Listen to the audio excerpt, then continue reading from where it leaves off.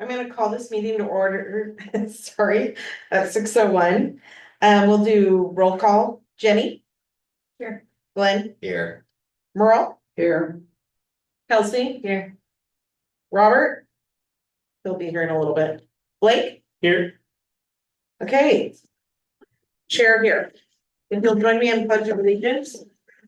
I pledge allegiance to the flag of the United States of America and to the republic for which it stands, one nation, under God, indivisible, with liberty and justice for all. All right. Work session. All right, well, we have some exciting updates, I think, for us and some good discussion coming ahead. And so we'll kick it off with our primary and intermediate school reports. So we have Dave Sheldon and Cheryl Dyer here to give you an update on what's happening in our K-5 schools. Wonderful. We're excited to be here. Thank you.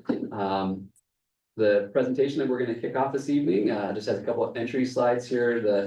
The second slide you've all seen before. It is the strategic initiatives wheel, and we're going to spend some time this evening talking about that.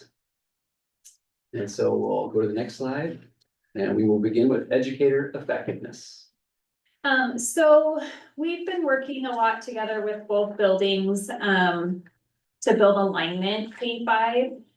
So as the district, in alignment with that, using the Danielson framework, we've got new forms for walkthroughs and processes for that, new rubrics.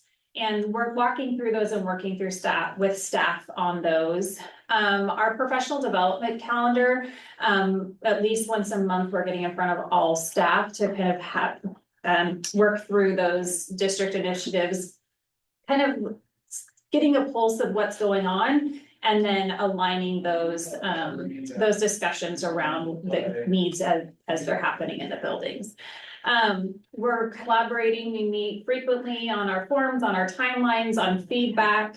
We're kind of in our second round of observations at this time, and we're using language. We'll get into that specifically, kind of what it looks like each trimester, and then just refining that language and working on that.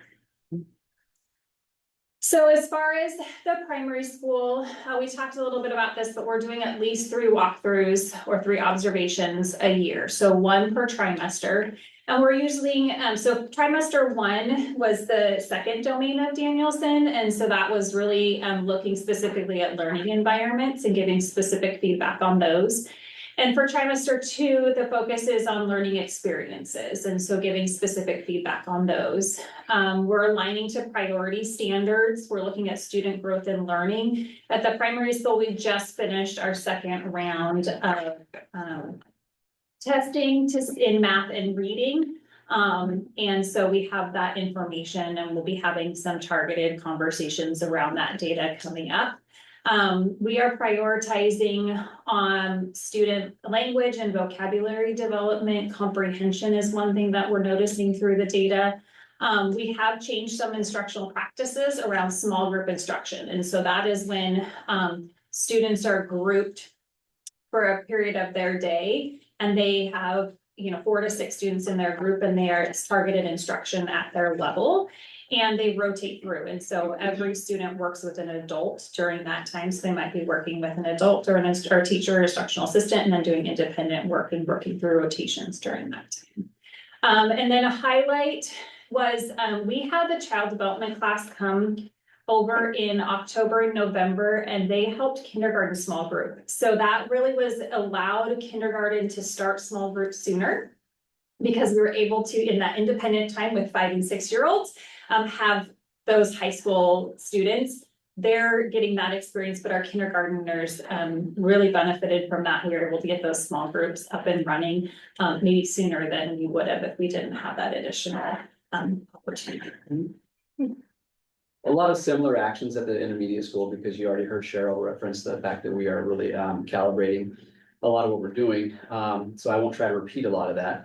What I will say is it has been really engaging to take the teachers through domains 2 and 3 And then to use the language of feedback there, and to see the changes that it impacts on a daily basis. So I put up here an example.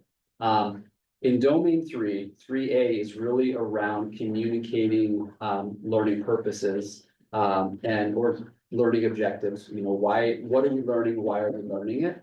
And so within the frame of feedback on that, we have seen an improvement on communicating about purpose. And I'm seeing now when I do walkthroughs in classes, the learning objective is referenced at the beginning, it's referenced throughout. Students are having an opportunity to make sure that they understand that learning objective as they get into the lesson. And then we're even seeing really distinguished moves at the end where we're seeing students as exit tickets be able to reflect on their progress towards that. And then the teachers are collecting that as formative assessment data to guide their next day's worth of instruction. So we're seeing some really great growth based on kind of that. Here's what the language of the evaluation framework is.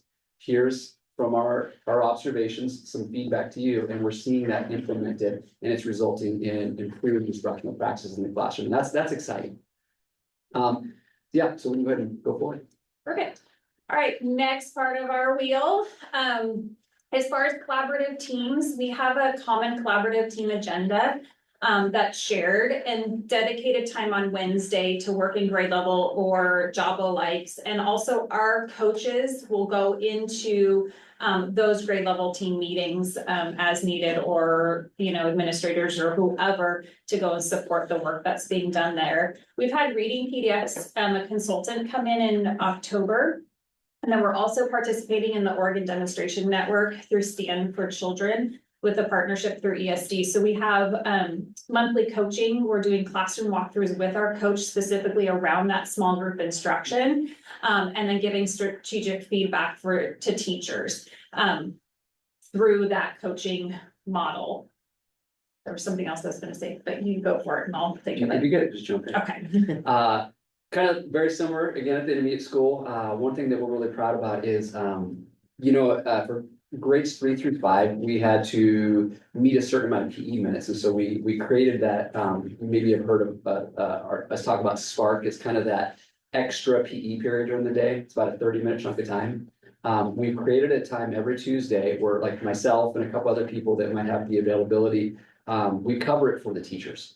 And so what they do then is they use that Tuesday time to actually create their agendas. What are they going to work on, and how do they start to get into entering data, so that during collaborative team time, they're not entering data, they're discussing data, right? So trying to be really smart about how do we give teachers the time that they may need to enter into the collaborative teaming already prepared. And then we've been meeting collectively in the library.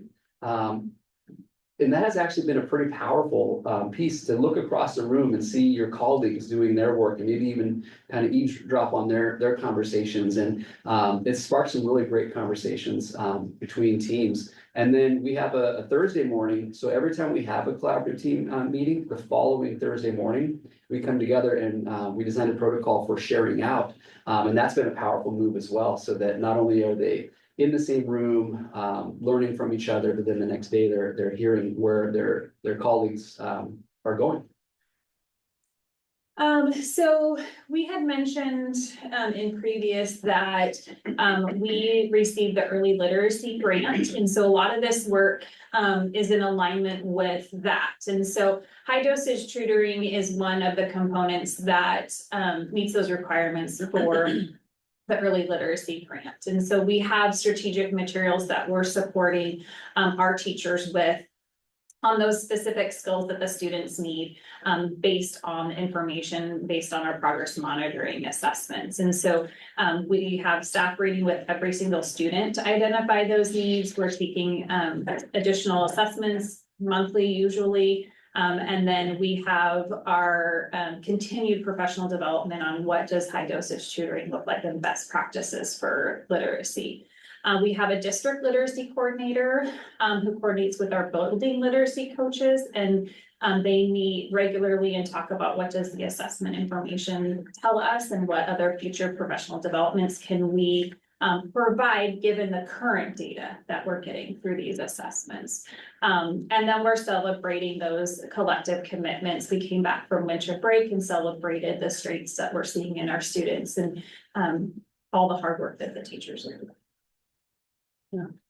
A lot of the same, you'll hear kind of the same titles, we're working with our literacy coach through the Oregon Demonstration Network. We're also working with the district literacy coordinator, and we're doing a lot of work with our teams. We've really been dissecting the curriculum that we've got to make sure that we are identifying our priority standards, and it's been an interesting evolution through our curriculum where we've continued to refine those priority standards, because any curriculum that you buy is going to have every standard under the sun in it.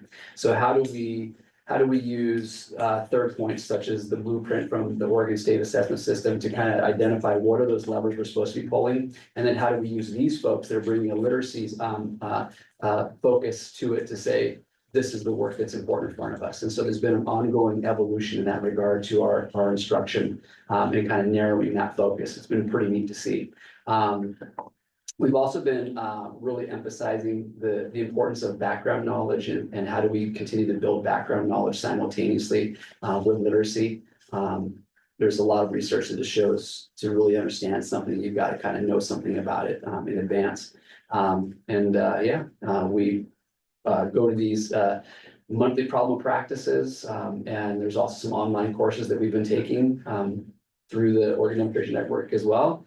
And then we have our diagnostics, and you heard Cheryl kind of reference that a little bit, to really make sure that we're mining into understanding our students' progress, and then even trying to get into what are the minutia of the needs that exist. So I'm trying to really leverage that as well.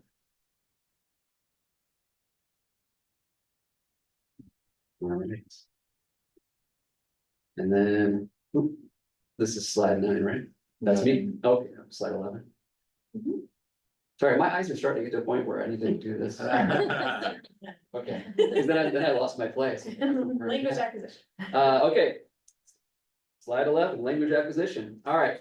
So again, you already heard me talk about that we're spending a lot of time working with Oregon Demonstration Network, trying to really emphasize this, how do we build in that science of reading kind of work. And then we're working with those key partners.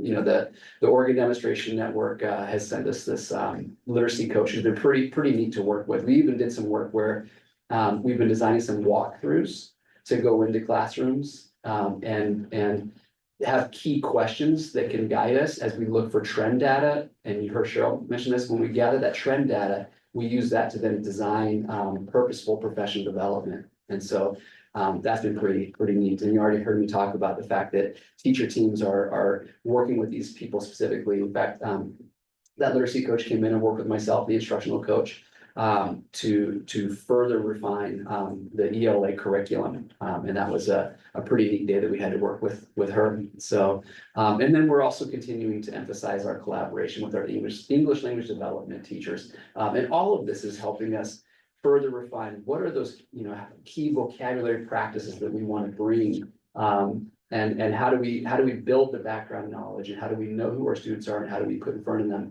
curriculum that's accessible. So that's been how we've been working towards supporting language acquisition. All right.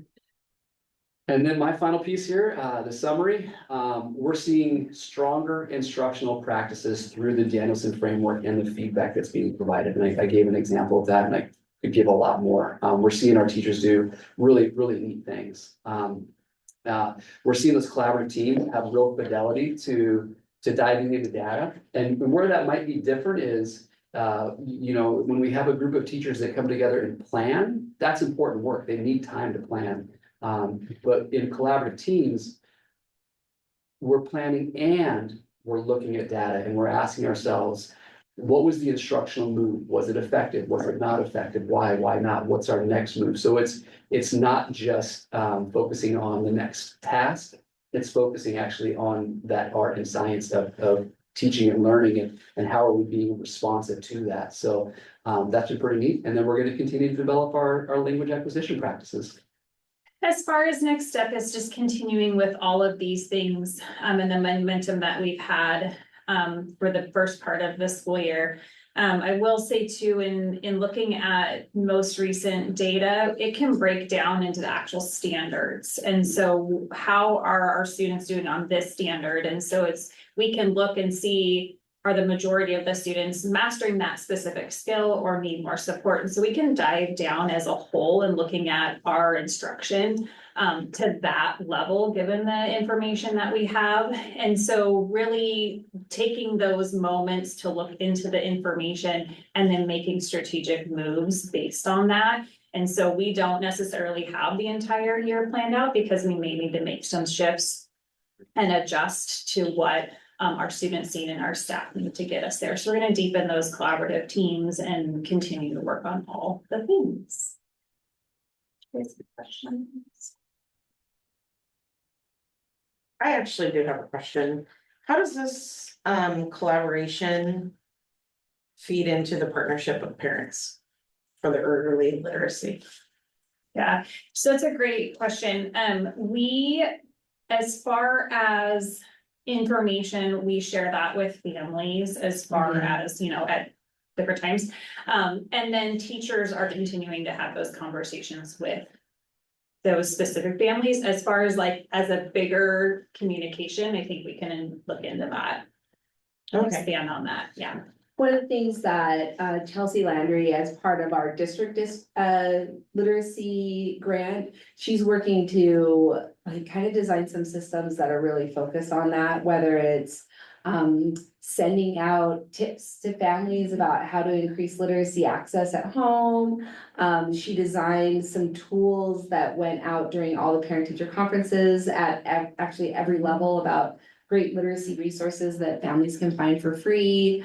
She's trying to partner with some local organizations like the Public Library and the North Marion Library to do some work and get, she's working with some local bookstores even to come and do book talks. So she's working really closely to start to grow that. So I think this spring we're gonna really see that take off. Awesome, thank you. Question for you. Can you explain a little bit on the walkthroughs, when you go into a class? So how many classes, for example, do you, have in the primary school?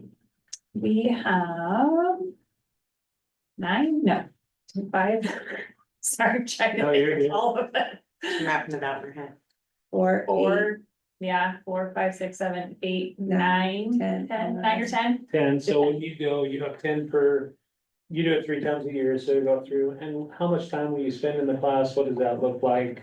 Yeah, it's about 20 to 30 minutes when we're doing those targeted ones each trimester. I mean, we can do a 5-minute stop by too at any time. But when we're giving that targeted specific feedback, yeah, it can be a good. And do the teachers know you're coming? Is it something you pop in and do? Depends, sometimes we will, but a lot of times we're just, they know we're gonna come over the next month, or they know we're coming in there during this trimester, and we're focused on this one domain. And so we'll go over all of that, but they're usually not scheduled unless they really want it. Obviously, if there's something they want us to see, we're more than happy to go in and go see that too. In the intermediate school, how many classes? And We have 12 regular classes, and then we've got a couple extra classes as well. And to kind of piggyback off of what Cheryl was saying, there's also people that are different places in the process. Sure. So they might have more opportunities to have us come in and observe.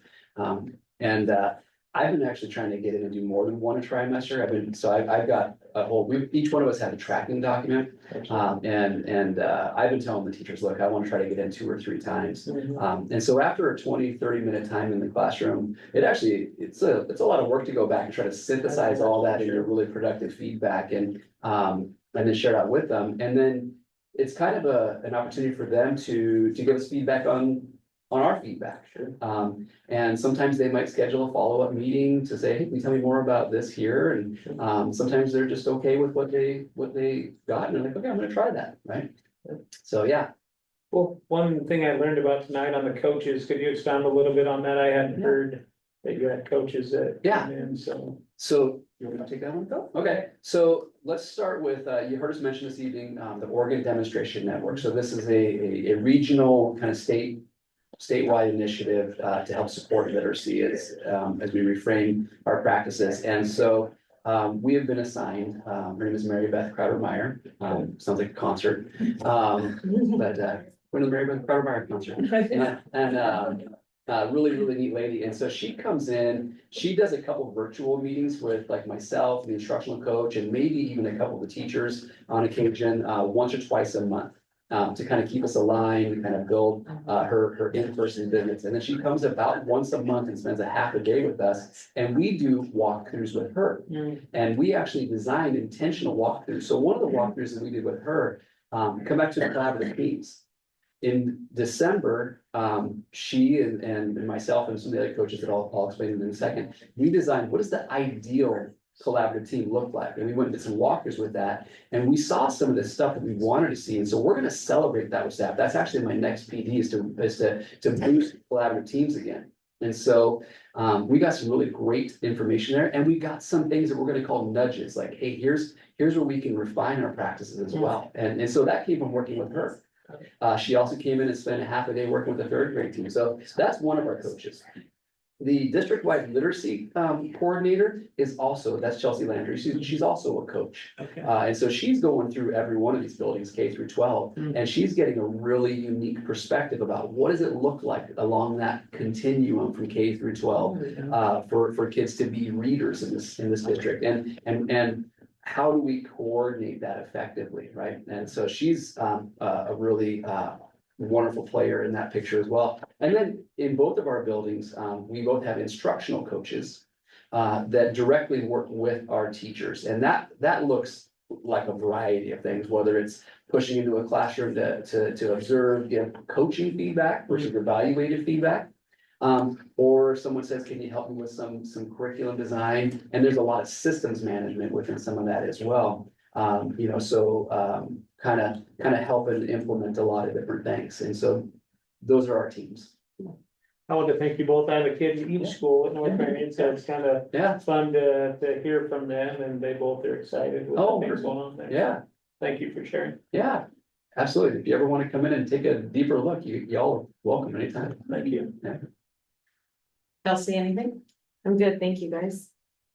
Merle? I'm still absorbed, thank you. Okay, Glenn? Tell me a little bit about building to building. What you guys do on your level is so foundational for their entire school, school experience, but how are we preparing them for the middle school? How are you guys collaborating with that? I'm hearing collaboration, a lot of it happening between your guys' buildings. Is that continuing through to the middle? I mean, at one point you had a really good relationship going to send your fifth graders off. And Yeah. I just want to hear if that's continuing. We can start at the primary school and then you can. Please. So one of the things at the primary school, that a staff member shared, just recently, she goes, the third grade data is our data. Because we are setting the foundation at the primary school for all the years ahead. And the work that we're doing, and kindergarten, has over 50% of their students right now on or above grade level in reading. And so that momentum, because we don't have any, how a kindergartner starts at the primary school is how they start, but every single day moving forward, we have impact on. And so to have, that amount of students who are at or above grade level in kindergarten, that number is growing every single year. That's laying the foundation. And so keeping that momentum in first grade and second grade, so that gap isn't only 30% when we get to third grade, and owning that data for primary school as they go into the intermediate school has been a shift. Yeah, and I think just by the nature, I mean, it's probably a given that K through 5, the two of us do a lot of calibrating together. That being said, I still like to think that there's a lot of calibration between us and the middle school as well. And that would look like our fifth grade teachers knowing what upcoming standards are going to be expected. purposefully communicating with folks across the street here to find out what are the initiatives they can support. So if you come in, like our fifth graders have agendas, they're learning how to, because they know that at the middle level, they have the big binders and they're gonna be responsible for, there's that notion of organized for success, and we know that's a big part of Avid, right? So we're already working on those kinds of components. And then, honestly, Dan and Des have constructed, the opportunities for administrators to meet multiple times a month, to get together and to be kind of working towards common purposes and hearing from each other as well. And then there's just the casual, like, I honestly think I came and wandered the halls today and got to see a lot of kids and like, cool jammy pants. So, and they, so that's fine. Jenny? I really liked hearing that you're leveraging the high school child development class. That's pretty cool. Yeah, and we have other classes coming over for other things, like the first grade has a buddy classroom, and we have a middle schooler coming and being a TA in in PE. So we are trying to like open our doors and bring in students. It's been a wonderful experience. Good, yeah. Yeah, I like that too. All right, anything else? If I could just kind of close some things up, if we could go back to the slide Yeah. presentation, and I, just as soon as you clicked it up, Yeah, sorry about that, and the second slide, the wheel, sorry. There you go. Yeah, so, this is, we kind of refer to this as a wheel, but really, I also like to highlight the fact that it's puzzle pieces that are fitting together. And I really appreciated the way that Cheryl and Dave connected these things together, because they don't operate in isolation from each other. And so, one of the things, they referenced the Danielson framework, and that's the evaluation tool that we adopted. So whenever you hear Danielson, that's the evaluation tool that we use. And I'll emphasize that evaluation is just the tool, feedback is the key. People don't get better through evaluation, they get better through the feedback that they get. And so I really appreciate the fact that all of our principals are working on improving their feedback. But these also go into how they connect to our collaborative teams. And, it's, people often ask, what happens on Wednesday early release? And so, and it's, sometimes, keeping those adults and those teachers working in unison together is tough work, because teaching is tough work. And each teacher has their own thing that may be the burning thing that they need to work on, but also harnessing that collaborative team time is difficult work. And so I appreciate the fact that some of the things I heard that I would like to just kind of highlight is having common agendas, because these folks can't be everywhere at the same time. And so having people work on common agendas can kind of help keep that work focused. Also really appreciate hearing about the common meeting space when teams are working together, bringing all your teachers into a common meeting space can help keep that work focused. And also highlighting the coaches. So we've had coaches in each of, and when I say coaches, these are teachers hired to coach other teachers. And so we've had one in the primary intermediate school that are grant funded.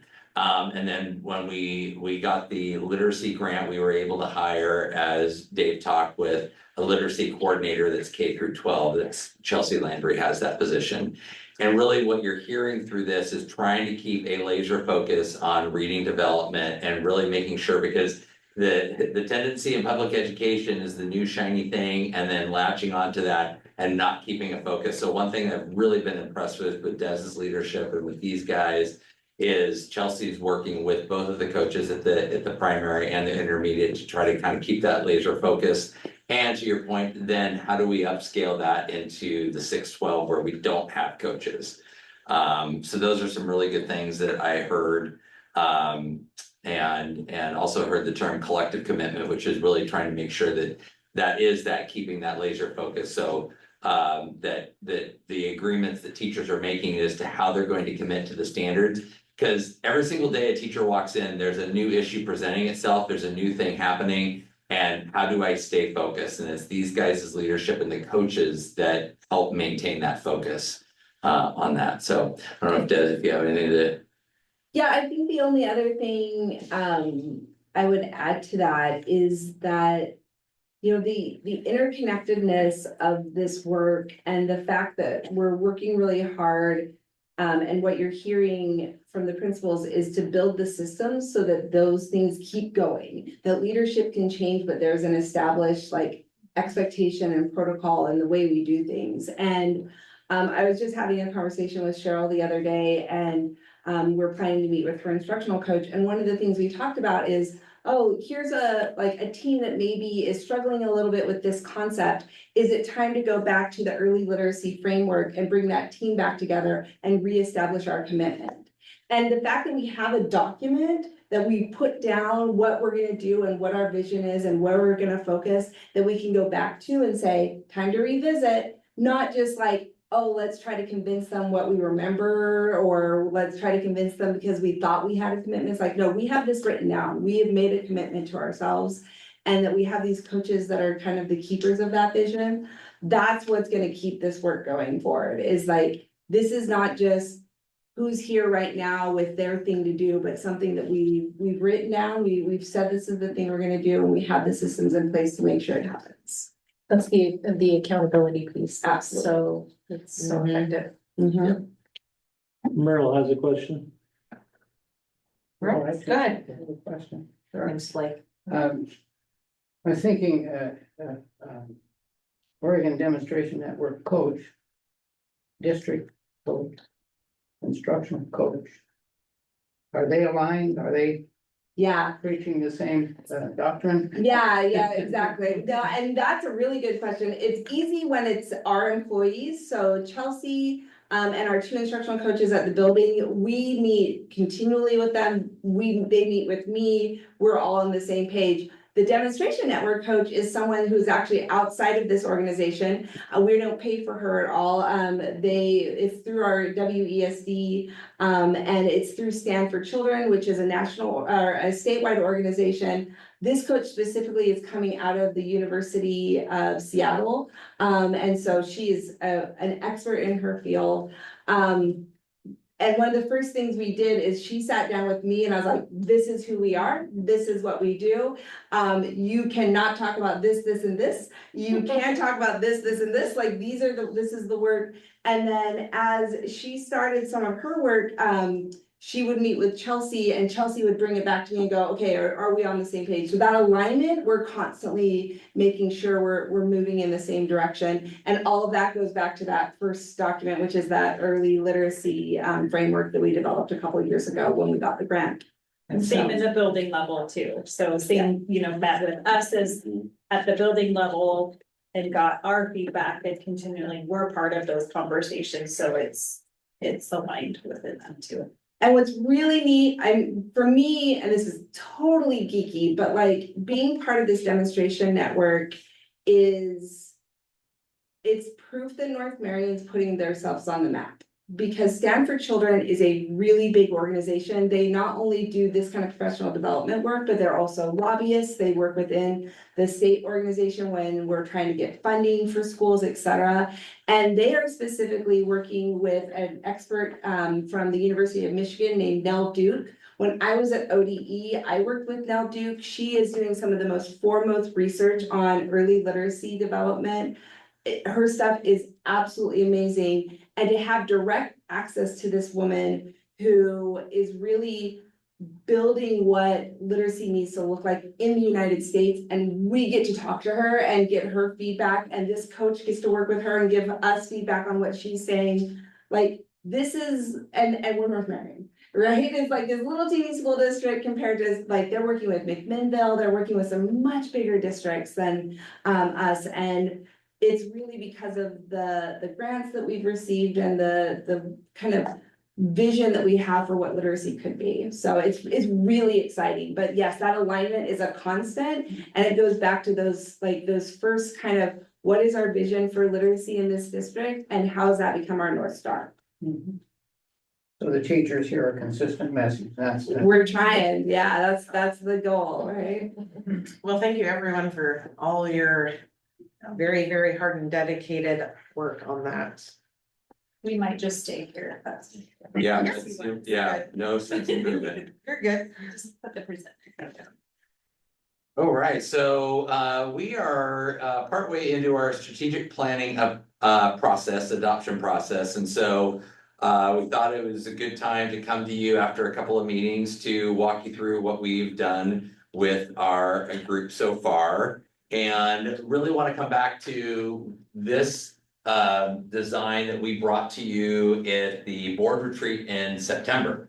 And we presented this to the strategic planning team and we set some non-negotiables and then what's up for discussion. And we essentially said, this was discussed with our board as our focus for our strategic plan. And really, this is not up for debate. This is what our focus will be for the next 5 years as we develop this, is that we're all about student achievement.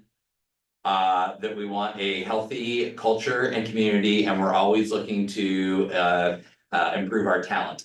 And so those are the three things that are the focus, and those things are held together by tight systems, accountability, and leadership.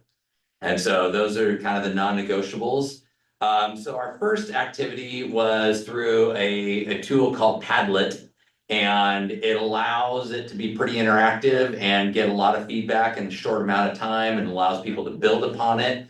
And so when our first activity was in the area of climate and culture, what are our strengths and what are our areas of growth? So I'm not going to read each of these bullets. These are publicly out there, but I don't think that they are new to what you have heard in the district in terms of strengths.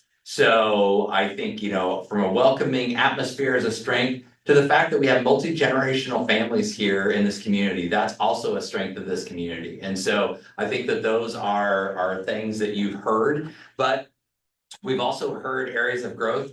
We do need more community partnerships. I think Crystal, your question about communication with families is something that we definitely need to improve upon, is how do we communicate with families. And an interesting one was after school tutoring opportunities. And I think that's something that whether through this budgeting cycle or ongoing budgeting conversations, we have a uniqueness in the fact that, you only get to North Marion through a vehicle. I've worked in other districts where there's walkers and you see them walking. And if they do live in a busing area, they can walk to a location where they could catch a bus. And so that's something that if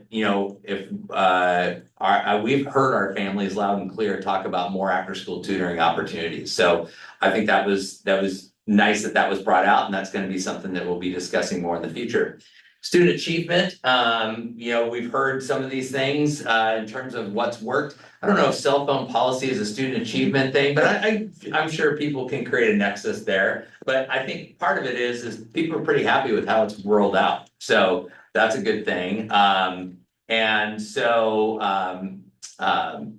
was nice to hear people say the district's earning grants for work, and you just heard a big part of that. So I think for areas of growth is, what about our students that are strong academic performers, and where are their opportunities to shine? And even for students that may be struggling academically, but have a drive, where is their opportunity to have an honors or advanced options?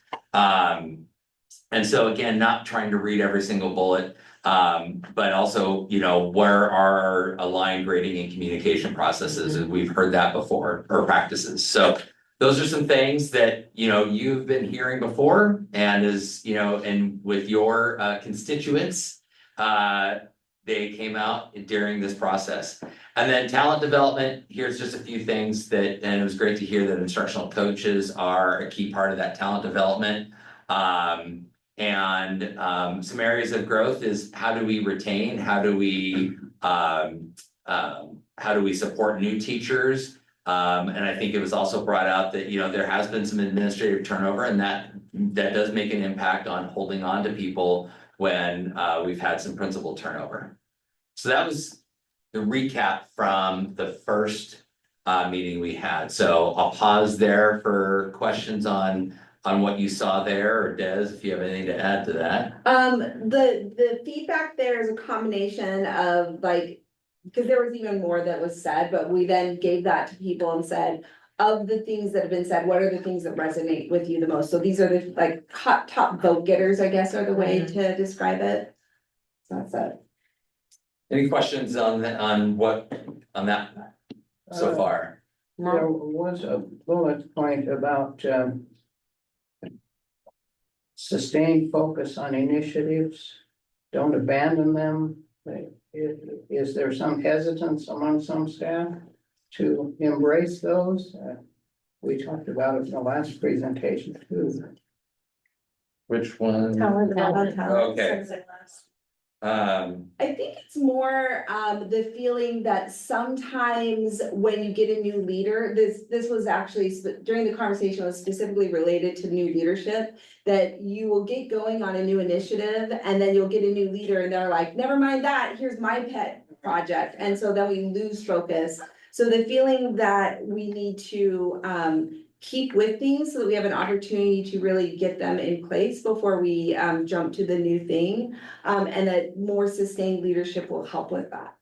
I see that coming out in the hiring request too, that you learn our system first, don't expect to come in and change it.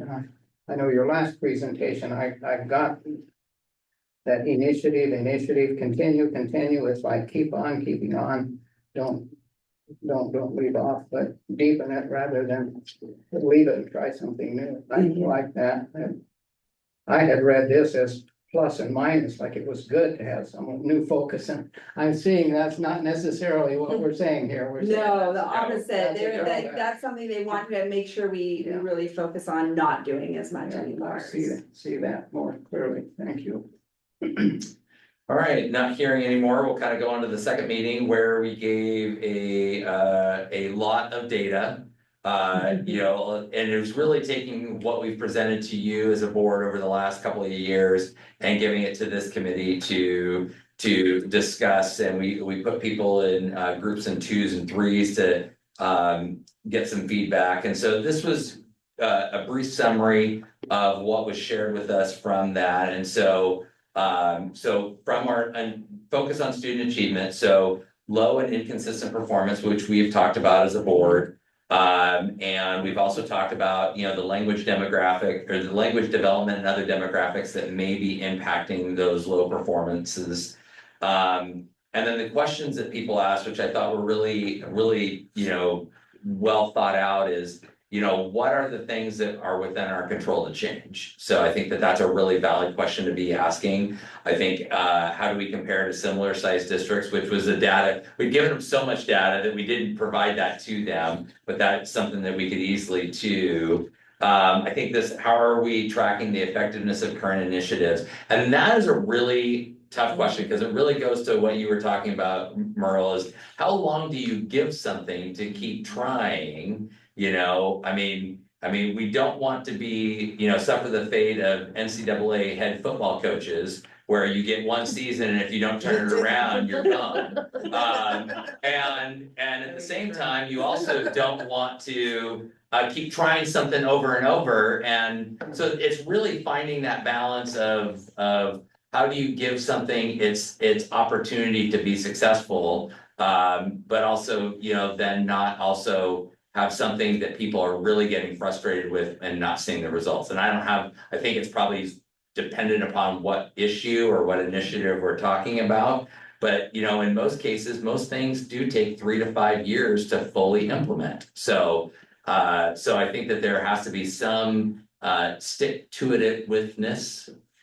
Yeah, I think So good to pick up from there. I think the other thing that we've been focused on is I think of things as kind of having layers when it comes to stick to this.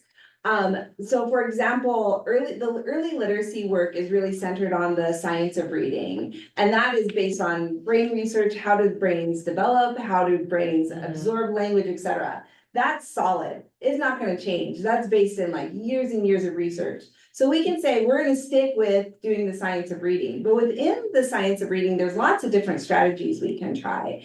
And so the key from there is where movement can come is from that point. Is this strategy particularly effective with our kids? If it's not, we don't have to keep like, well, what if we just really, really try hard at it? Will we really, really, really try hard at it? It's like, when it's not working, let's try something else, you know? So it's that, you know, I think of like a health analogy where it's just like, if that diet isn't working, it's time to try another diet, not think like, if I could just be more dedicated to it, right?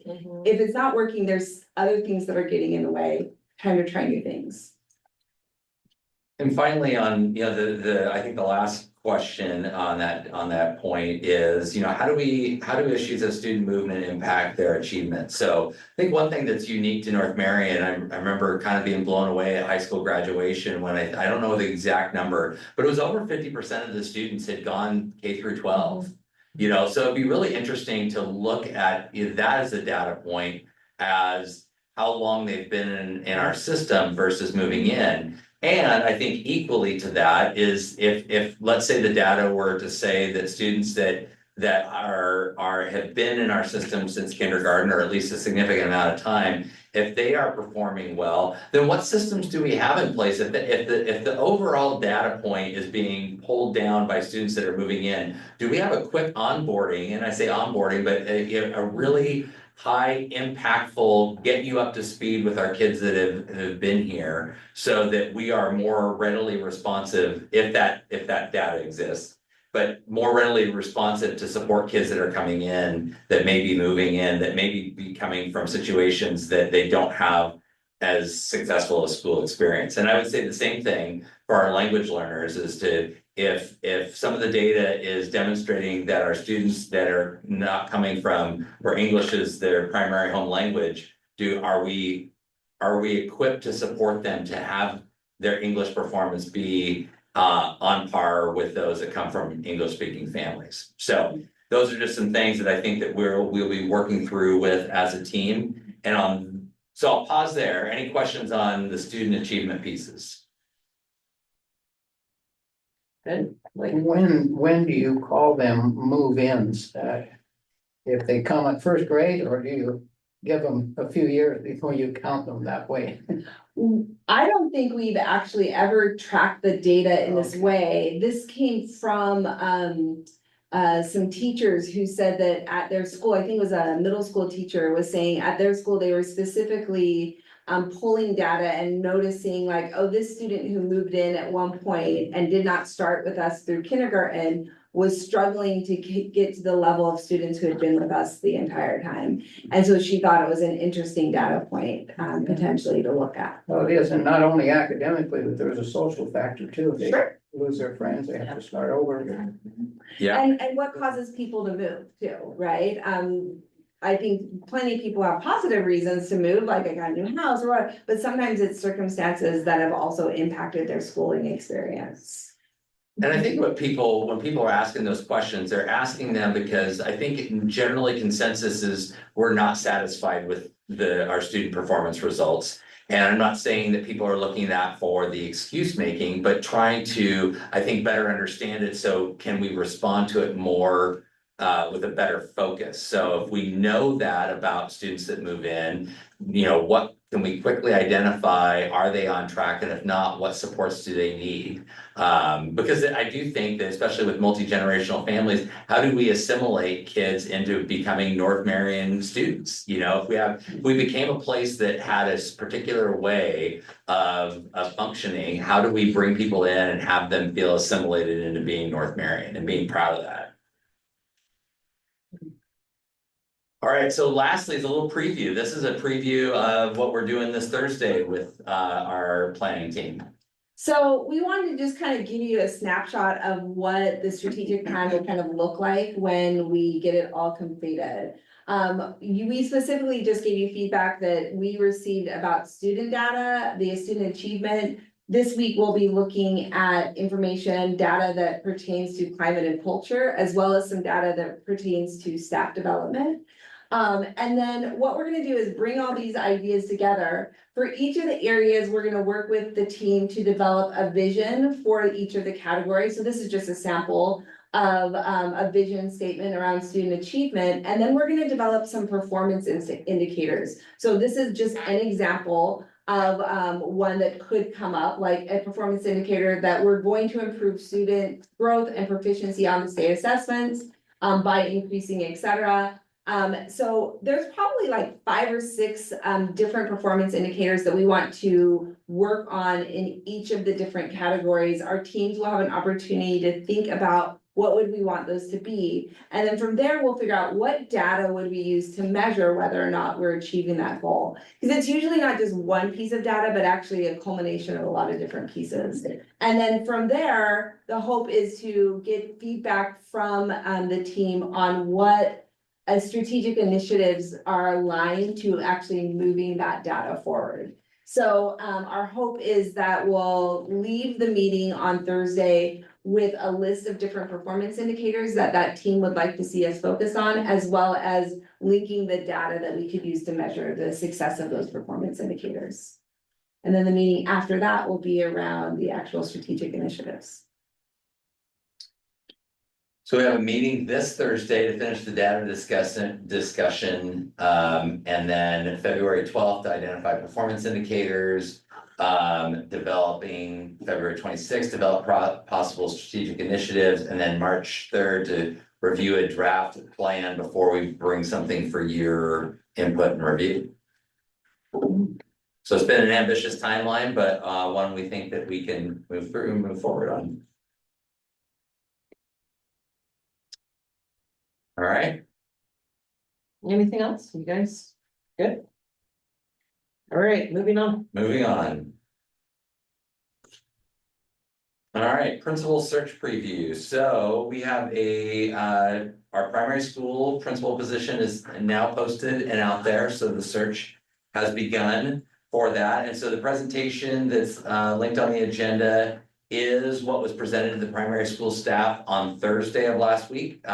Some of this you've seen before from previous year's presentations. Or last year's presentations, I should say. So we'll go to the, what do we try to look for? So one of the most important aspects of leadership is how people communicate. And so communication takes a lot of forms. It's verbal communication, it's written communication, it's even nonverbal communication. And so we really want to, one of the things we try to really go through in selecting candidates is really assess their effectiveness. We want to make sure they're aligned to our needs and values. One of the key things is one tendency in any selection process is to compare candidates against each other. And I think when you do that, you inherently actually lower your bar. Because then you could just start comparing about this person versus this person, but we really try to anchor this in the predetermined traits that we're looking for. And so, and that is, you can look at what we're looking for on our flyer that's also attached onto the agenda that was based on input from the primary school staff.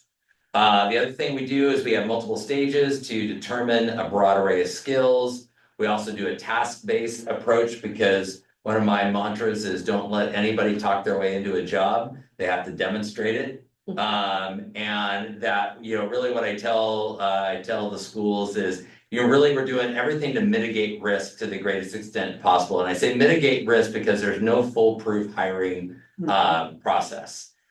You're just doing the best you can to hopefully mitigate risk that you selected the right person. So then we go through and we establish timelines, and we've done a lot of this. We've already gathered the staff input. We've established the critical leadership traits. We've posted the position. We're starting to assemble the candidate pool, and then we'll go through a selection process. And these are the steps that we follow. So we do a blind scoring of applicants by superintendent's cabinet. So that's me and Des and Cheryl.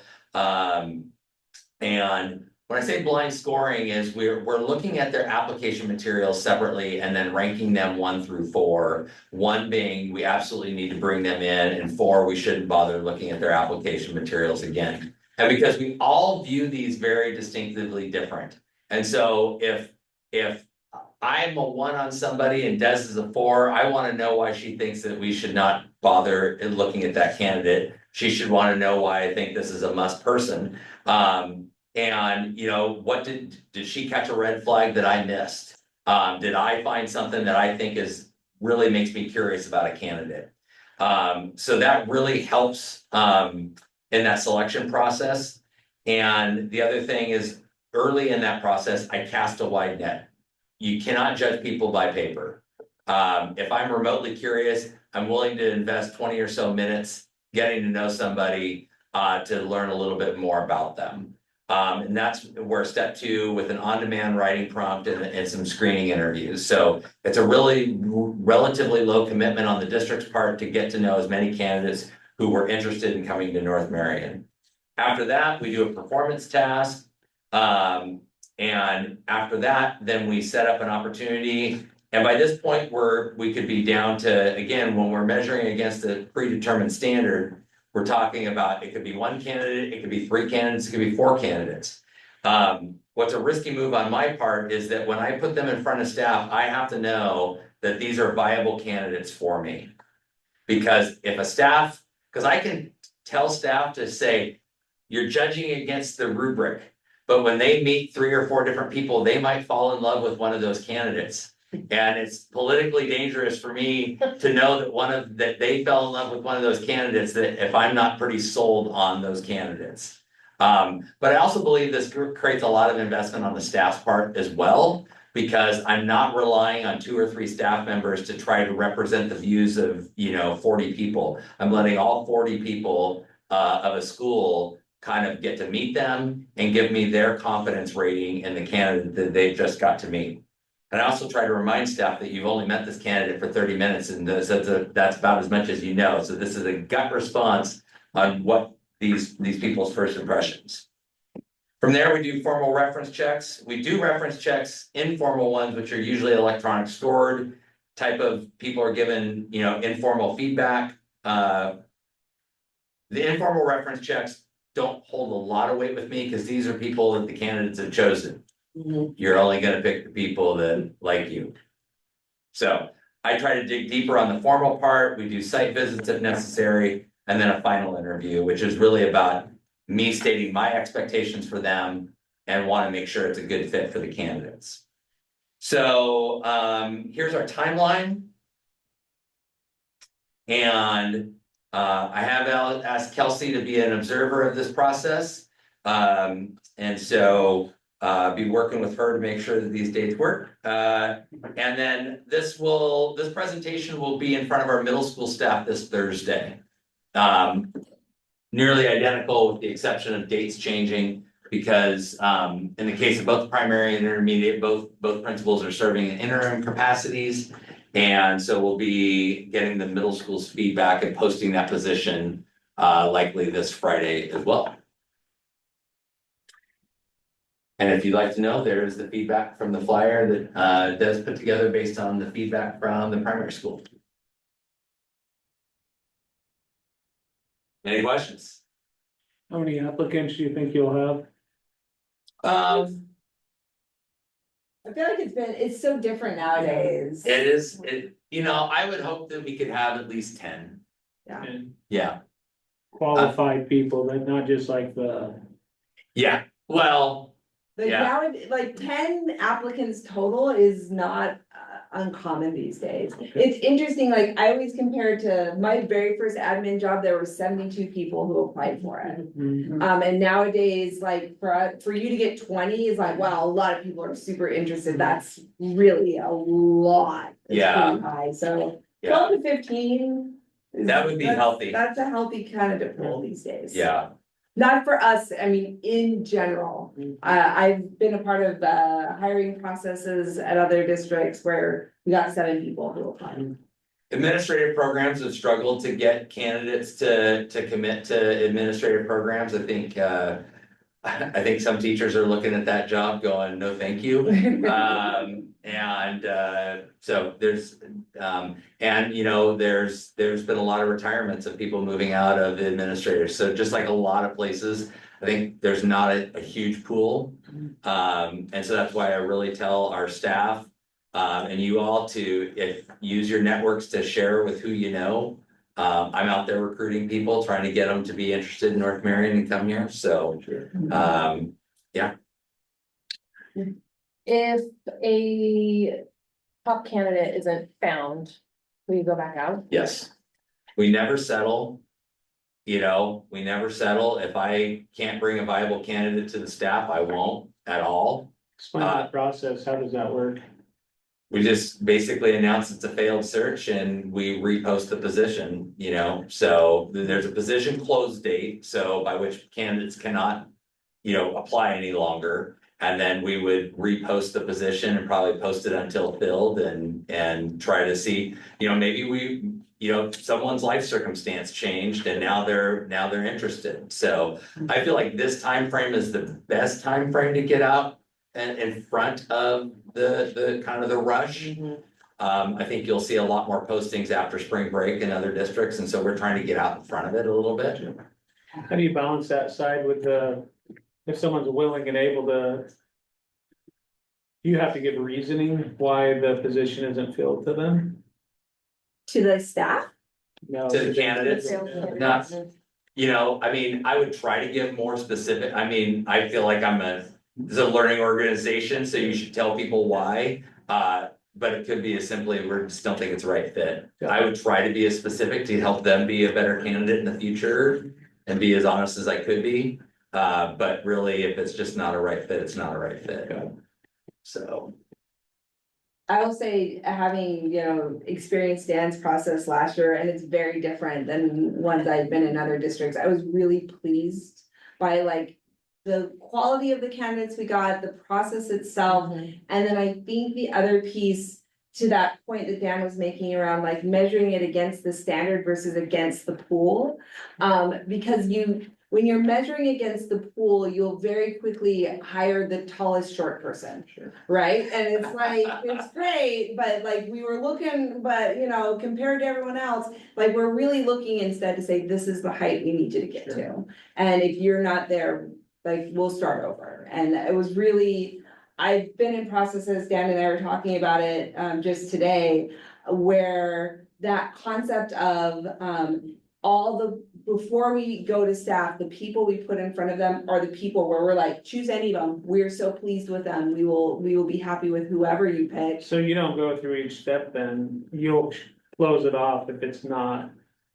You won't get to whatever step that was in front of the staff. Oh, Yeah. yeah, no. I will not put somebody in front of that staff that I am not sold on. Okay. Yeah, And that was the exact, Yeah. example I was giving to him, that I had been part of processes before where we put people in front of, not as staff, but in front of staff members on a hiring committee. They fell in love with someone, they did reference checks and were like, ooh, we can't hire that person. Had to hire someone else, had to go to the staff and say, that person you told me we should hire, we can't. That is just bad on every single level. So to know that we can put the right people in front, and that we won't unless they're the right people. And that happened with all the processes last year. We were really pleased with all the candidates, whoever, and we were watching, the staff were giving us voting, and we were watching the pie chart. We're like, oh, it's growing, it's, give it what learn from that a little bit is probably not leave it as the staff input for as long, because then you start seeing jockeying between staff, but Do most districts involve the staff like that? no, Seems like that could be a little, it's risky. yeah, it can be a little challenging, I'm sure, to. I think the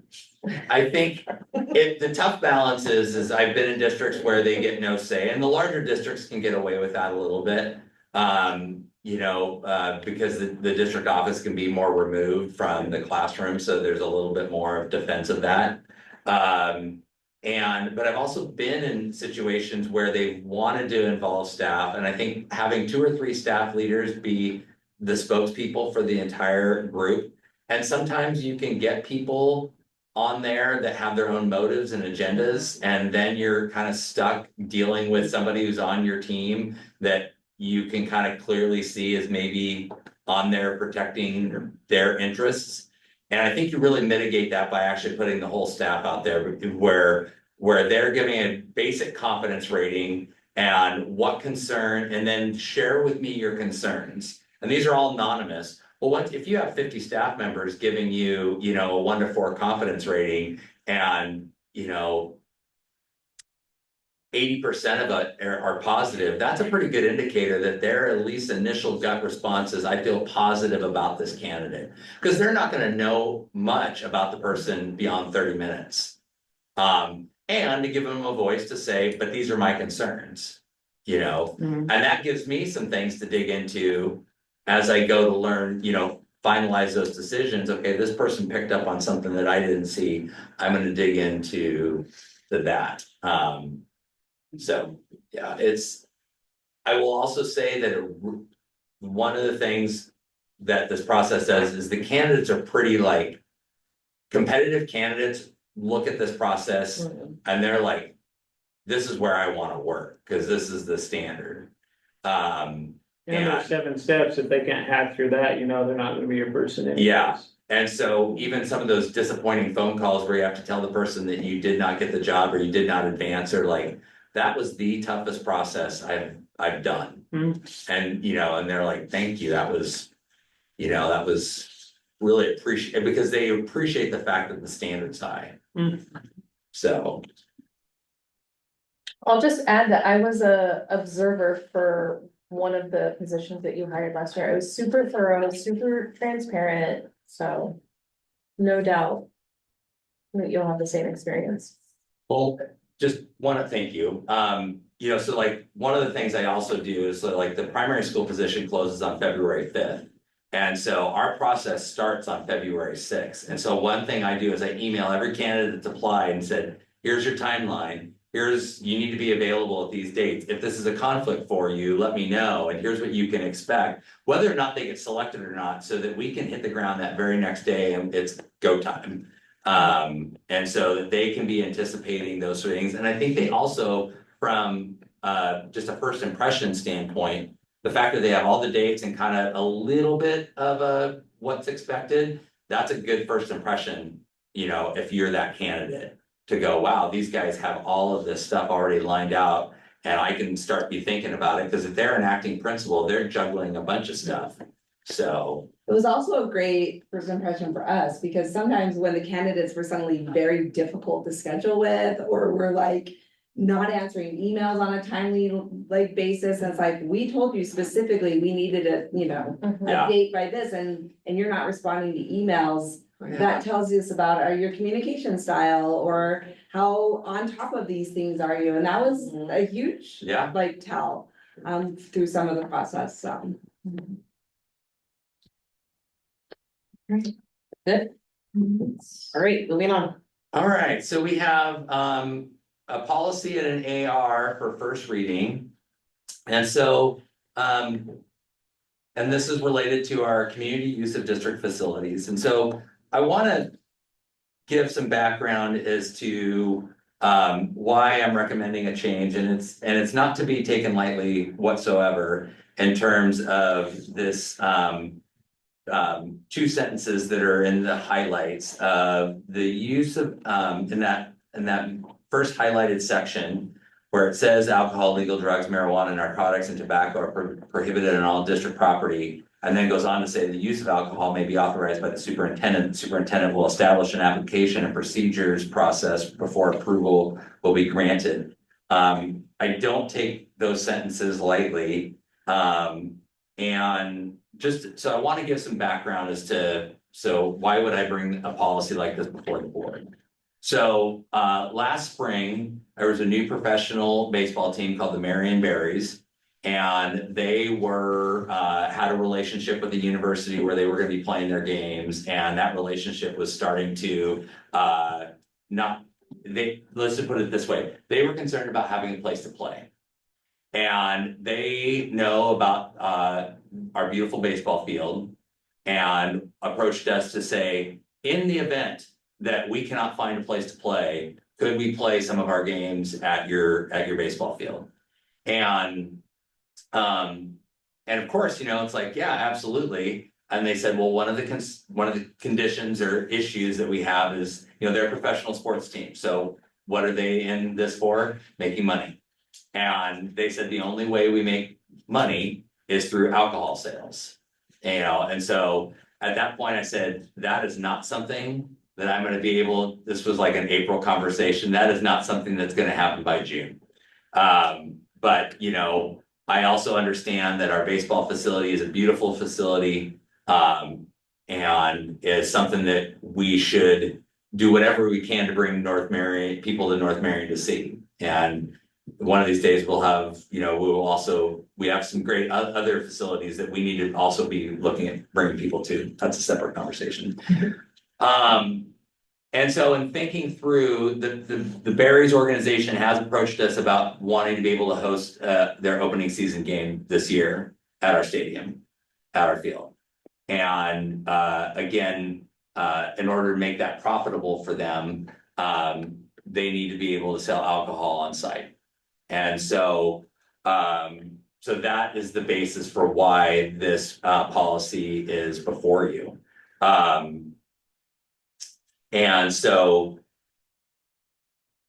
I think what I'll do is I'll also, just one other quick little thing. There was a couple things that while we're opening up this policy, I'm striking the language, if you go back to the policy itself, yeah. I'm striking this language that approval for using the facilities will be granted for a period not to exceed 3 months. I think this is totally separate from the previous part of this is, if we have people that are regularly using our facilities, we should not make them go through this hoop. I don't know if we're actually enforcing this aspect of this policy, but if we have regular users, we should just allow them to have use. And then I also wasn't sure why site councils were a part of the other one, so I struck it out. So, going to the AR. So similarly, I made some structural and some changes to this AR, but really want to scroll down a little bit. To brought this statement right there is where we're at is, so that last sentence there, number 5, superintendent will establish an application and procedures process before approval will be granted, see KGAR2. So that is a piece that I am developing with our insurance agent. It's mostly completed, but I would bring that before I would ever ask you to adopt KG. I was hoping to have it here tonight, but it's not going to be ready. Our insurance agent, Rich Davis, is willing to come and present to you and talk through any concerns there would be about this. Kim and I have met with him. He is not overly concerned if we do it properly and correctly about risk to the district. And that the district takes proper steps to ensure safety, and also in terms of the insurance requirements that any outside entity would have to hold in order to be able to do this. So with that, I'm open to answer questions, or Chair Rossicil, if you want to have a discussion amongst the board on the first reading. As we've done in the past, this is just a first reading. Oftentimes you've given me good feedback to take back to make amendments to policies. You know, this might be a policy that might require a third reading, who knows? We want to do this one right and make sure we're transparent with our community. And with that, I'll turn it over. So for the people who may be watching at home, do you want to talk a little bit about similar districts who have these policies? Excellent. Yeah. So when this first got approached to me, I thought, I've never heard of this. And so it was actually the owner of the Berries who said, well, we actually, one of the teams in our league plays at a middle school in Springfield, and they've had this policy for a number of years. So that's who I've been in contact with, both with their director of operations and their superintendent, who've provided me with their policies, and they've felt like it's been a win-win for their school district. And I think, you know, one of the things is, you know, we don't have a lot of ways of generating revenue. And I think that not only does our baseball field pose an opportunity for rental opportunities to raise some revenue. The other thing that's unique about the communities that comprise North Marion is there also is not a lot of rental facilities that are probably accessible to a lot of people. And the district is a hub for that. And I'm not here to say that I wanna promote things that are gonna frequently bring alcohol to campus. But I do think it's an opportunity to raise revenue in the right circumstances to the right people who can properly ensure that both our kids, our property are gonna be safe, and if something happens, have the appropriate resources to be able to remedy that. So thank you for that question. So this does exist in the Springfield School District, and that's who we've tried to model our policies and our ARs after. Good, Jenny? I'm just wondering, in your talks with Springfield, has there ever been like well, we have this problem, or this is something that you guys wanna think about, like lessons learned? They did not have anything. Their relationship with the baseball organization seems to have been a really a good one, and they haven't had issues. Unique to them, not unique to us, although it does, is they also have a property that it serves as a wedding venue. And so, But maybe an opportunity. yeah, for so something we'll else. see, they, and it served to generate revenue for them, but they were. The operations officer that I spoke to says it's really been a win-win for the district, and it really hasn't had issues. Okay, thank you. Talking, Like- so the Marion Berries would receive the revenue, obviously, from the alcohol sales. How does that translate to the district? So we're in conversations with them about how much of this would come back to us in terms of, because it's a one-time deal and not an ongoing.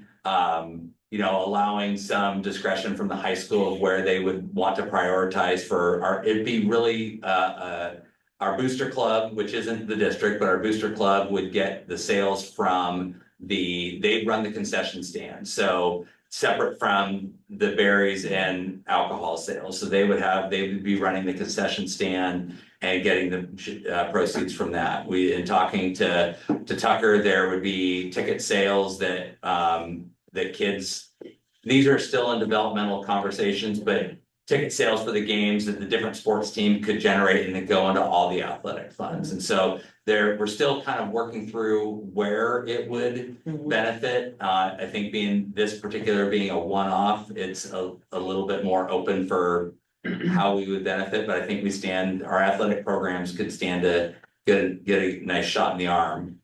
Another question, how do you rope off the areas for alcohol versus non-alcohol? Would the district have to provide that, enforce it? How would that side of it work? So in talking with Tucker, we feel like down the left field line has an area that could be roped off. And in the AR2 that you don't have access to yet, it specifies that it has to be isolated where people under 21 can't access. So kind of like a beer garden kind of structure. So we're kind of looking at that area as being the area where that would be placed, and it would be roped off that's where the alcohol would be consumed, and that it would be 21 and over into that section. So is there another? No, is that it? Okay. There's also just a general cost for renting the facilities that we would charge. Well, I was looking at the bottom though, it wasn't very much money, and it showed like $30 for 3 hours or $50 for, on the bottom, In the whatever I was AR, reading there, yeah. It So looked- we are in the process of I reviewing. think some adjustments would be Yeah. made there. We have some rates that do not cover the cost, and so to subsidize a private rental would not be in the best interest of taxpayer dollars. So the dollar figures in the AR definitely are going to need to be discussed. We don't want to create barriers for the community, Yeah. but we Can't go need backwards to, on the we bill. need to know what it would take to not subsidize private rentals. And I think we also, just from an accuracy standpoint, because we did have a college rent the baseball facility last spring, and we didn't follow that AR, so let's put it that way. Lessons learned. I have a question. Kelsey? What would qualify as approved versus not approved? Like, how would you prevent biases and like gray areas So for the facility rentals? are you referring to specific language or? It just says like, that the superintendent would approve. Where's everything? In that actual policy, I think that second sentence where the. Yeah, so part of it in our application process is really about, you know, when we have have an actual application process, do they meet all the requirements? So are they able to insure it for the amount specified? So do they have an insurance policy that covers that piece?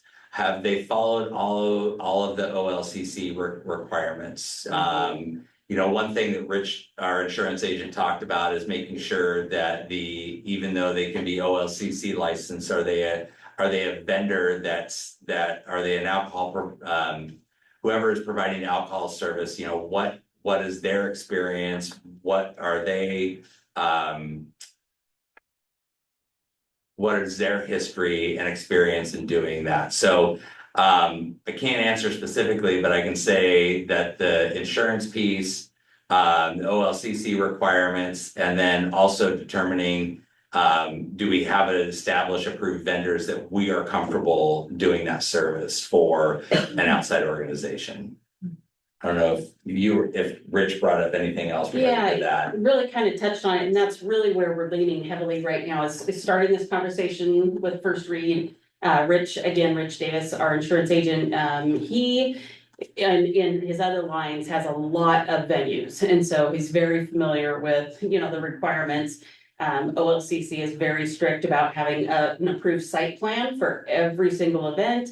As Dan was just mentioning, there was discussion about, do you specify that if you're gonna rent our facility and if alcohol is approved, you must hire X to be this, to provide and serve the alcohol. So those are the logistics that are still really needing to be worked out, to ensure that risk is mitigated. Yeah, Who takes the liability if the rules aren't followed?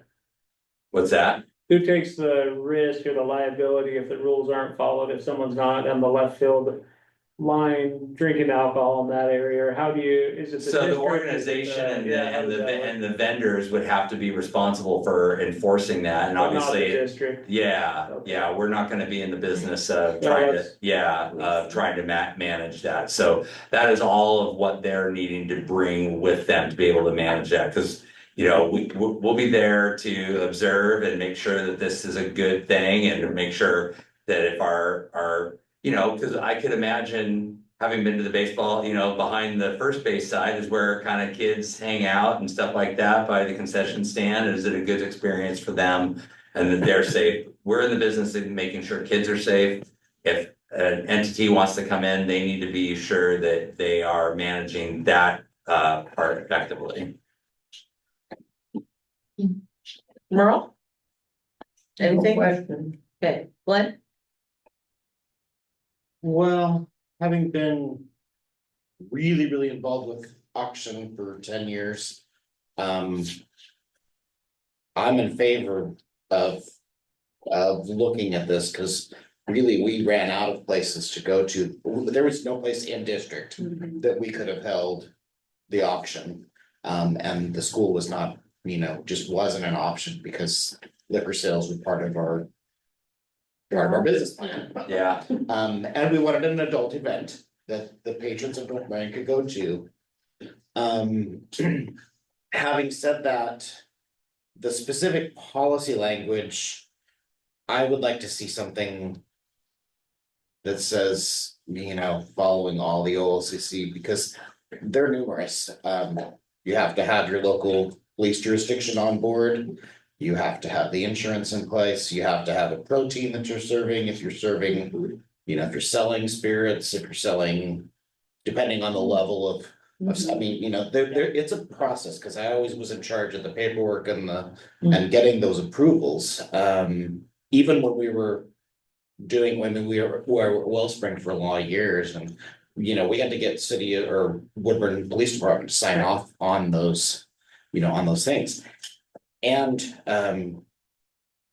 you know, I don't know if this policy can be such, or the AR can be such that an event like the auction, I know it's not going right now, but could also be part of that in a building, because we're not gonna hold the auction on a football field in February. Yeah, However, you know, the commons would be an amazing spot to be able to, especially with the new facility, to be able to do a silent, you know, an in-person, and still have, you know, the kind of camaraderie that comes with having an event like that. 'Cause, Support for the school. yeah, well, schools. in my comment earlier about the fact that our communities don't really have a lot of venues that are accessible to them, I say accessible, you know, some of the ones that are there are probably pretty spendy for a group that's trying to raise money for the schools or raise money for something, you know, that, again, a revenue opportunity for us. And so I do think that that would be something that I would like to explore in the future, so that auctions and things that could raise funds for that come back to our kids. Things that can provide opportunities for our kids that maybe our general fund can't do, but another entity could do, is really important. At strategic planning meeting, you know, somebody brought up the fact that, you know, the lack of a foundation, we need a kind of a North Marion foundation. And I think that, you know, sometimes this is how you get adults to gather and to celebrate, you know, for some includes alcohol. So but I did write down a couple of your notes. Some of those are in the AR too, but we could bring some of those comments into policy. I just wanna make sure the policy doesn't leave any wiggle room, not that you would Right. make their, but that, whoever was coming to rent here knew that the policy said they have to abide by all of the local you know, all of the, you know, the governing regulations that would come from holding an event like this. That would be, I think that for policy wise, that would be important to include. So you don't have to get specific, but I think from our standpoint as a board. Yeah. If we're going to put a blessing on that, I think we should make it really clear that. Makes sense. You know, all of the other things need to be followed, Yeah. so. Any other discussion?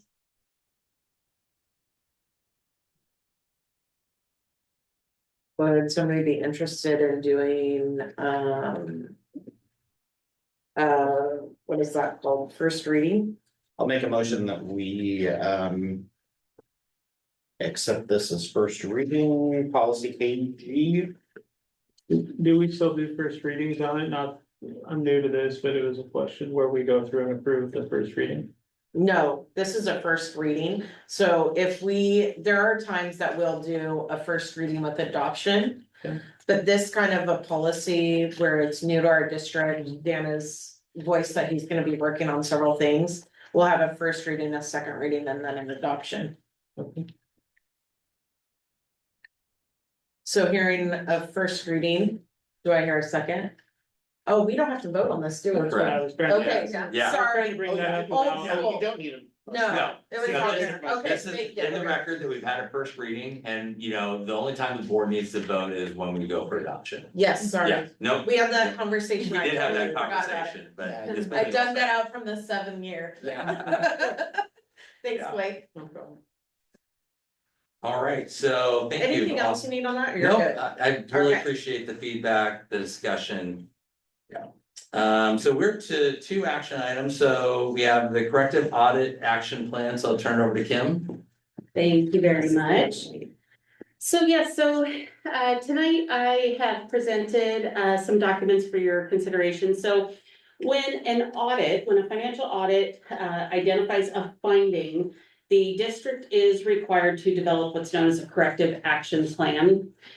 These plans outline how the issues will be addressed, what changes need to happen in processes or controls, and then what we are doing to assure our stakeholders that these concerns will not recur. So I have, for the two findings that were identified in our, audit for the fiscal year ending June 30 of 2025.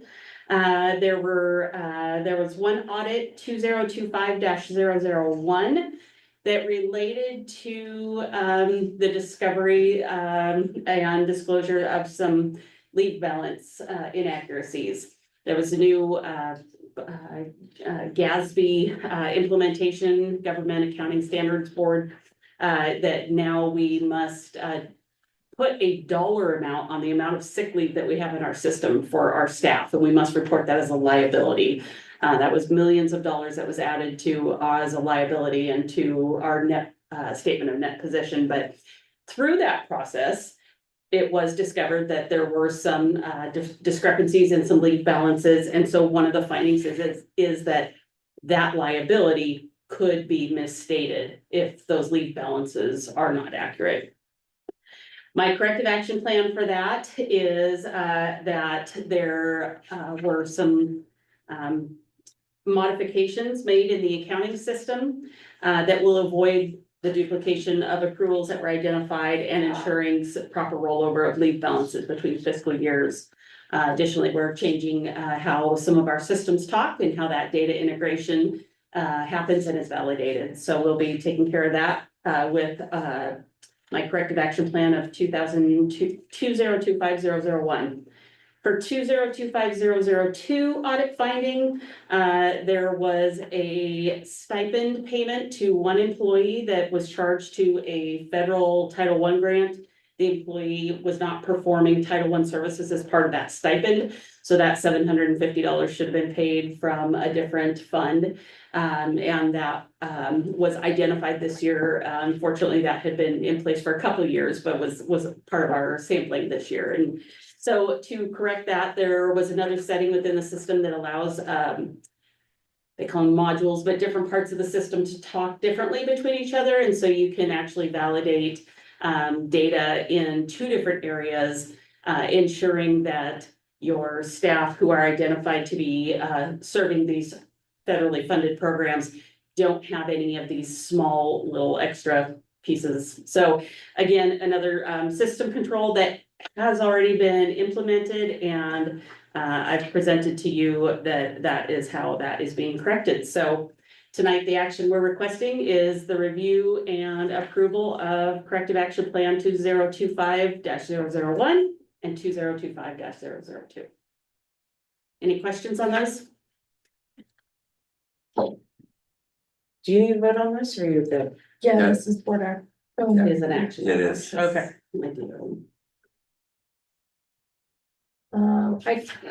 I'll make a motion so we can have questions and discussion.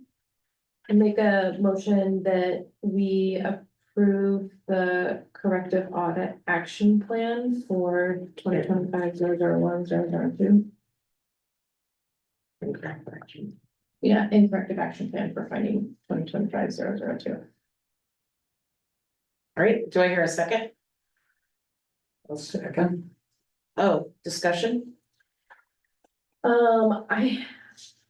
You can go to everybody else. I'm trying to formulate the question into words that I have. I just have a question What? probably for you, that it's not necessarily a discussion. The GASB ruling, for sick leave, is that, so internally here, I'm assuming we're governed also by our contracts with labor and individually on confidential. So do those align, or are they sort of all over the place? So we have. Without No, without that's okay. getting into We have contract. union contracts that govern sick leave, we have state law that governs sick leave, and now we have federal guidance that is guiding how that gets valued. Okay, I will say that this was a big point of discussion with our auditors, and it's being this is the first year for implementation nationwide. I will be very curious to see how different districts implemented this. We're essentially supposed to take number of hours we have on the books times somebody's rate of pay. You come up with a dollar amount that is, in GASB's definition, more likely than not to be paid out to the employee, right? And they define that as greater than 50%, more likely than not to be used in the form of taking leave. My belief is that more likely than not will vary based on your PERS tier. Sure. Because if you are in the PERS tier where your sick leave is going to boost your pension, it's not just PTO, you're saving it. And that is apparent imbalances. If you are, possibly in a different PERS tier where there may not be a financial incentive to bank sick leave, yes, absolutely, it's more likely than not.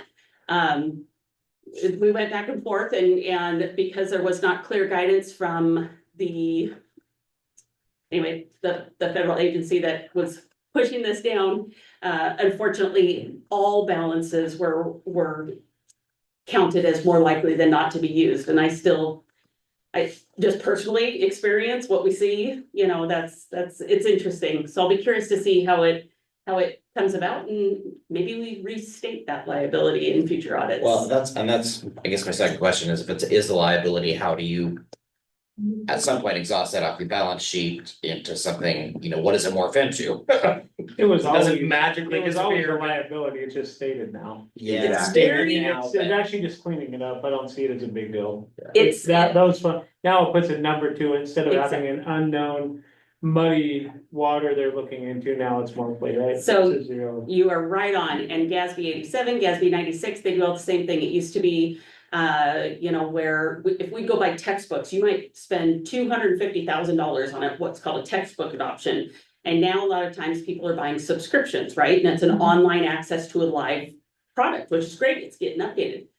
But now you don't have a large expense on the books, so now they're having us record our subscriptions as essentially contracts, even though we're not locked in, but we do need to record them that way. Because instead of paying $250,000 upfront, we might be paying $25,000 for the next 10 years. So it's a way to help provide stakeholders a better insight into what the district actually is going to need to continue to spend to operate under current pieces. And so next year, there's a whole bunch of new ones coming at us that we'll be putting in there too. So it makes it hard when you're looking at, say, a statement of net position. When we added $4 million over 1 year, there was a The restate. first time you saw it, it was probably like, wow, that's a big number, but really. It was there. already there. It just was not line item. Brings clarity to it. It does, so, Makes sense. yeah, what, Tangentially related, not probably totally tied to the motion, but I will be bringing a sick time, a revision to our sick time policy to the February work session based on some of the things that we've discovered and trying to kind of provide a better clarity to our employees and try to not only improve what's in our system, but just actually then how does sick time work as it relates to other protected leaves that out there, so sort of tangentially related. Any other discussion, Kelsey? uh-uh. Merle? Yeah, good. Glenn, you good? I'm good, yep. Jenny? Oh, I wanted to ask about 2025-002. Okay. With the cost being charged to the wrong federal program, and maybe the answer isn't here, but, what sort of impact is that to our budget? Is there adjustments that need to be made and to retro, or is it it's done, nothing that we can do about it now? Yeah, so the $750 that was charged to a federal grant and was not eligible to be paid with that federal grant is within a, what was I looking for? Within a threshold, exactly. We had hundreds of thousands of dollars in that federal grant, and this $750 should not have been in there, so it is below a threshold. It needs to get noted so that it can be corrected, but yes, it's definitely not, does not put us at any risk. Now, not correcting something, that becomes identified, then that creates concern, but there's no budget impact. Maybe our ending fund balance in the general fund should have been $750 less. Okay, Or, well, actually, no, because we would have put something else for $750 in the federal fund. yeah. So, Yeah. yeah. Should have been on a different name. Yeah. Okay, thank you. All right, so we have first and a second, we had our discussion. Move to a vote. All those in favor say aye. Aye. Opposed, motion carries. All right, our last agenda item that's board action is the appointment of a budget committee member. So we ran our process of advertising for a budget committee members, and Alberto Dominguez Ortiz has applied, and I provided him for background information on him, and I'll go ahead and leave it at that, and then after the vote, I'll talk about next steps on the budget committee. So the motion before you does have a space for positions, and we have positions 2, 3, 4, and 5 there. So if someone makes a motion, you can pick which number, which position. I'd entertain a motion. I'll make a motion that we appoint Alberto Dominguez Ortiz. I totally chopped that up, sorry, Alberto, to position number 2. A new 3. A new 3-year term beginning July 1, 2026. So to June 30th, 2028. Good? Yeah. Okay. Do I hear a second? I'll second. Any discussion? I'll just note that we still have 3 spots available for anybody watching. That you're more than welcome to apply for, right? 3 spots open still? And actually, I think we have a I correction. think the term might be The misstated. term is should be 2025. Oh, okay. Yeah. July 1, 2025 Mhm. Yeah.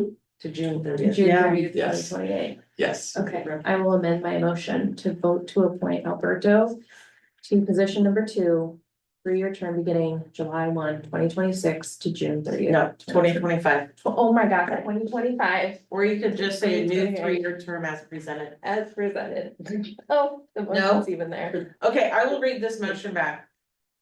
So you moved to make a motion to appoint Alberto Dominguez Ortiz, I apologize so much, to position 2 for a new 3-year term as presented July 1st, 2025 to June 30th, 2028. Yeah, Is that correct? Yeah, Do I still have a second for Kelsey? yes, Okay, any other discussion? we will get through it. Okay, hearing none, we'll move to the vote. All those in favor say aye. Aye. Opposed? Motion carries. Do you need anything else from us? You good, Kim? Good. We have 3 open positions. We will Right. continue to re-advertise, and we will also reach out to previous budget committee members individually to encourage them to reapply for an appointment. How many total positions are there? 7 7. budget committee, and then 7 board members makes it 14. So Mhm. 7, and we have right now 5, with Alberto, With. 5, correct? So Four. we have 3 open Sorry. positions. I'm sorry. Yeah. So we have 4 now filled, and we need 3 more. How does that work then if we're short? So there's kind of some real specific rules on how a quorum is counted and that kind of thing. I don't want to freestyle on that. That's great, It's- we're good, But the state does have some guidance on that. sounds good. Any other questions before we adjourn? Are you good now? Yeah. Okay. Any other questions? Thank you for staying and presenting. We appreciate you. Okay, I'll adjourn this meeting at 7:43. Thank you. Thank you.